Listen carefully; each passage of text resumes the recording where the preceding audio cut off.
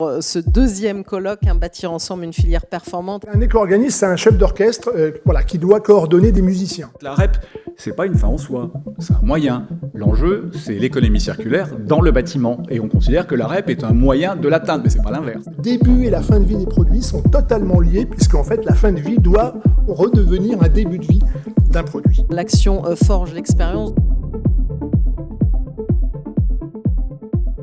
Bonjour à tous et à toutes.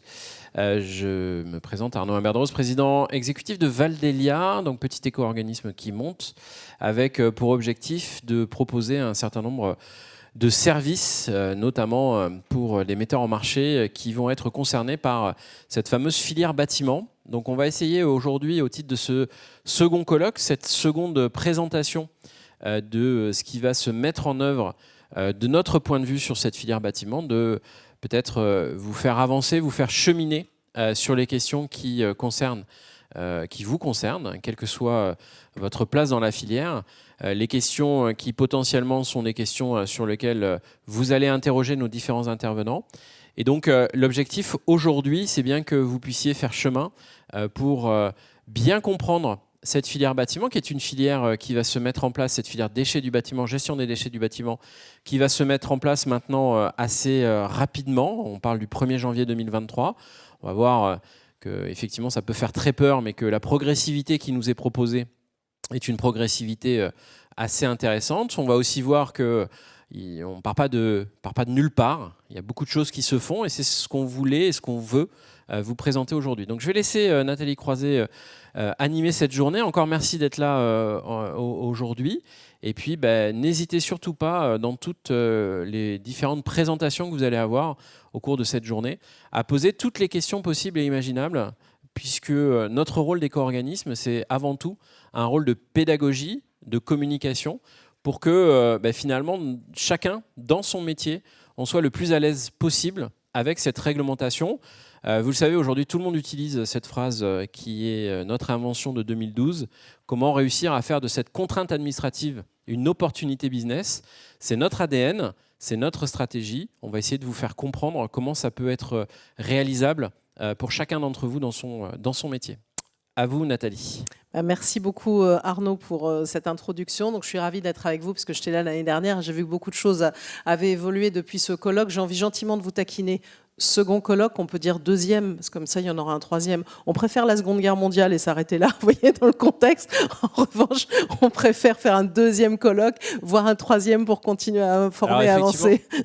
Et effectivement, notre engagement, c'est de faire un colloque annuel pour bien faire le point sur les sujets. Je l'ai dit, il y a un sujet de progressivité dans la mise en place de cette filière.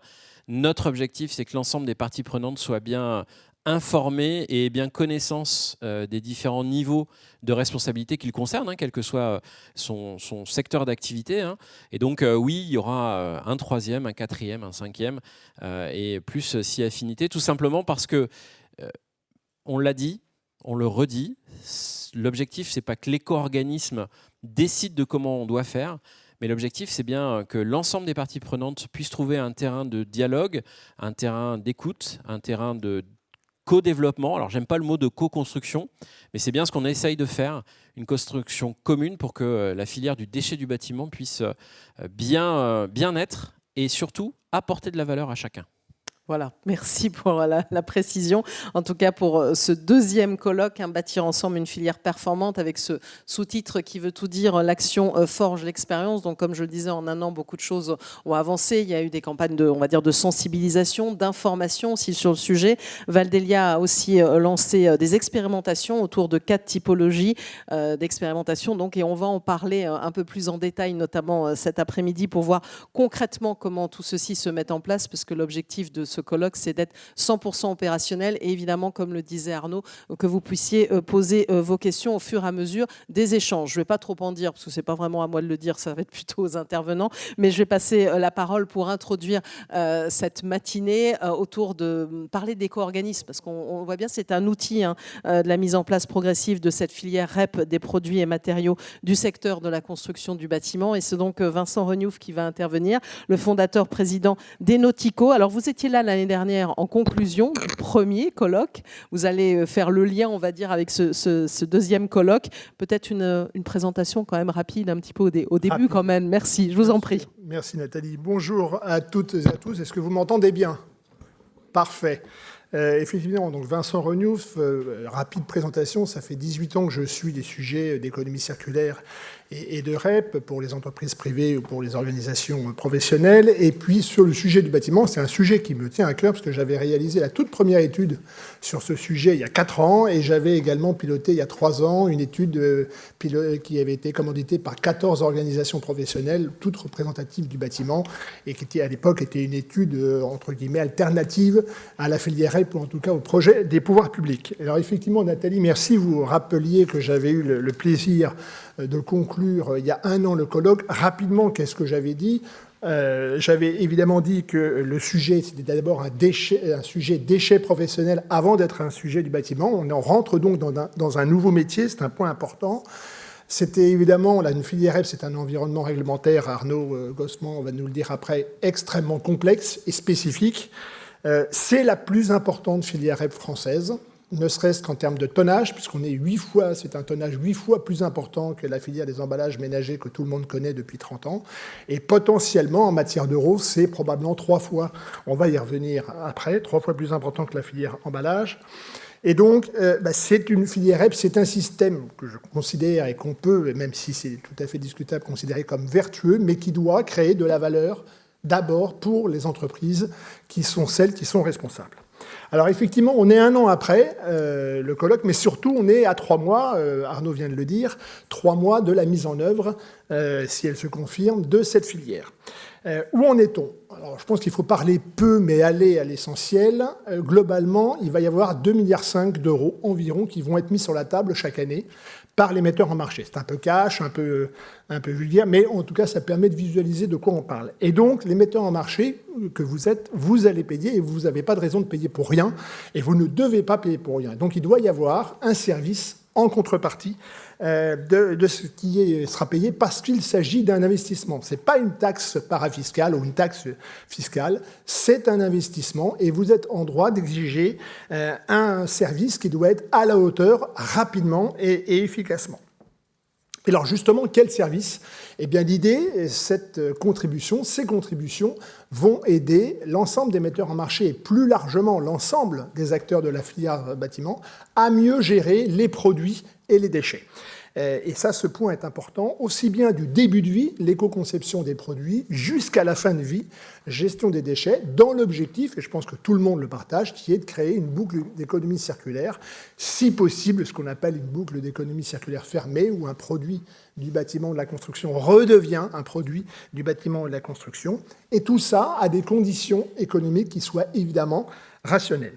Donc c'est important de souligner que voilà, le début et la fin de vie des produits sont totalement liés, puisqu'en fait la fin de vie doit redevenir un début de vie d'un produit. Et alors, une fois qu'on a dit ça, pour avoir ce service, de quoi, de mon point de vue, les metteurs en marché que vous êtes, et là encore plus largement les acteurs du bâtiment, ont-ils besoin? Eh bien, ce sont des professionnels, eux, du bâtiment, ils ont donc besoin de professionnels. J'enfonce une porte ouverte, mais on est sur un sujet, outre l'enjeu financier que je viens de rappeler, on est un sujet qui est important, mais qui concerne d'abord des produits et des déchets professionnels. Ce n'est pas une REP comme une autre, comme toutes celles qu'on connaît, je citais les emballages ménagers, c'est une REP professionnelle, B2B, comme celle d'ailleurs qu'anime Valdelia aujourd'hui sur les déchets d'ameublement, donc c'est très spécifique. C'est un nouveau métier, la gestion des déchets sous REP, et donc il va falloir l'apprendre, donc il faut des professionnels pour vous aider à le faire. Enfin, il faut, je l'ai dit, connaître le bâtiment, mais surtout connaître les déchets. Et là, pour le coup, vous me pardonnerez la pointe ironique, mais ça tombe bien puisque, à la fois pour vous et pour Valdelia, il s'agit, je l'ai dit, de déchets professionnels dans le secteur du bâtiment. Or, Valdelia, on le sait, depuis sa création il y a plus de 10 ans, gère 30% de son activité sur les chantiers. Donc c'est aujourd'hui, Valdelia, un acteur de la construction et du bâtiment, un professionnel, et c'est important à souligner. Ça veut dire qu'il y a d'autres organismes candidats, j'y reviendrai, et la concurrence a évidemment du bon, mais c'est un point qui me semble important à souligner. Deuxième chose, de quoi les professionnels ont-ils besoin? Bien de services. Je l'ai dit, ils vont payer, il faut qu'ils aient un service à la hauteur de ce qu'ils vont payer. Tout d'abord, pour comprendre le nouveau dispositif. Je ne sais pas si certains d'entre vous se sont penchés sur les différents textes, on va y revenir encore après, et les rôles de chaque acteur vont être présentés après. C'est extrêmement complexe, et donc l'éco-organisme est là, Arnaud le disait, pour vous aider à mieux comprendre ce dispositif. Ensuite, une fois qu'on a compris le dispositif, il faut être performant dans la gestion des déchets et des produits. Et là, effectivement, l'éco-organisme va aider sur les chantiers, mais également dans tous les points d'apport de proximité pour gérer les déchets. Vous le savez, les déchetteries publiques aujourd'hui sont saturées ou même vont refuser de plus en plus de prendre des déchets professionnels. Et donc, il va falloir créer un écosystème qui permette de mieux gérer les déchets. Pourquoi ? Parce que cette gestion des déchets ne doit plus être une charge, et du temps passé, ça doit être un service de qualité qui est délivrable quelques heures après la demande que le détenteur doit faire, que ce soit vous ou d'autres. Et ça, c'est un point extrêmement important, c'est ce qui fera l'efficacité et la pérennité de la filière. Troisième élément, de quoi les professionnels du bâtiment ont besoin ? Évidemment, d'éco-organismes qui savent ce qu'ils disent et qui savent ce qu'ils font. Un éco-organisme, c'est un chef d'orchestre qui doit coordonner des musiciens. Les musiciens, c'est les acteurs du bâtiment. C'est un chef d'orchestre d'abord parce que c'est un outil, évidemment, qui permet aux metteurs en marché d'être en conformité avec la réglementation et de saisir les opportunités de cette filière. C'est un expert parce qu'il sélectionne des prestataires de collecte et de traitement pour faire en sorte que les déchets soient collectés et traités à la fois sur le plan technique, sur le plan environnemental et sur le plan économique de manière efficace. Et puis c'est un tiers de confiance. On n'en parle jamais assez, mais c'est un tiers de confiance parce que c'est un acteur qui se doit et qui doit absolument parler à l'ensemble des parties prenantes, rendre service, que ce soit les pouvoirs publics, que ce soit les metteurs en marché, que ce soit les opérateurs des déchets. Et c'est un point très important, c'est un peu une spécificité qui est très importante à mettre en avant. Et ce, d'autant plus que l'éco-organisme, finalement, c'est un métier très particulier et très complexe. Il est multicarte. Il informe les acteurs, il fait la collecte, il gère les déchets, il recycle, il assure la traçabilité et la transparence pour qu'on sache exactement quelle est l'efficacité aussi bien au niveau local qu'au niveau national du sujet. Bref, il fait tout. Et en plus, il faut qu'il reste non lucratif. J'insiste sur ce point parce que c'est un point très important. Ce n'est pas le cas d'ailleurs dans tous les pays en Europe. Vous avez des éco-organismes qui sont à but lucratif. En France, ça n'est pas la philosophie et c'est une bonne philosophie. Et notamment, il n'a pas à se faire, je vais parler très cash, à se faire de l'argent sur le dos des metteurs en marché. Par exemple, en revendant des matériaux et en privant des metteurs en marché d'avoir accès au marché des matériaux. Aujourd'hui, vous le savez et vous le vivez tous les jours, les tensions sur les prix des matériaux sont importantes. Cette filière REP va avoir un rôle aussi de fluidité sur le marché des matériaux. Il faut que ça se fasse de manière la plus rationnelle et économique possible.